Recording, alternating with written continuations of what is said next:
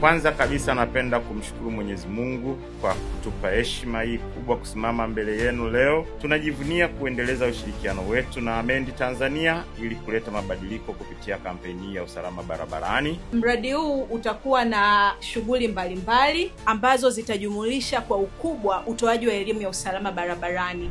Ni heshima kubwa kujumuika nanyi leo tunapozindua awamu ya pili ya kampeni ya Be Road Safe Africa.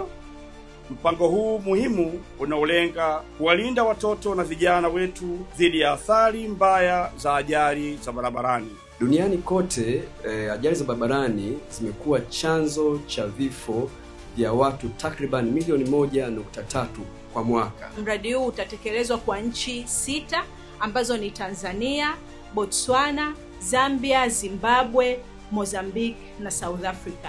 Kama kampuni iliyojizatiti katika ustawi wa jamii tunazohudumia, tunaamini kwamba hakuna safari inayofaa kukatizwa na ajali ambazo zinaweza kuzuilika. Puma imekuwa msaada mkubwa katika kuhakikisha wanafunzi mashuleni wanapata elimu ya usalama barabarani. Mmewafikia hadi watoto wenye ulemavu wa viungo. Hili ni jambo ambalo linahitaji moyo wa huruma. Hongereni sana.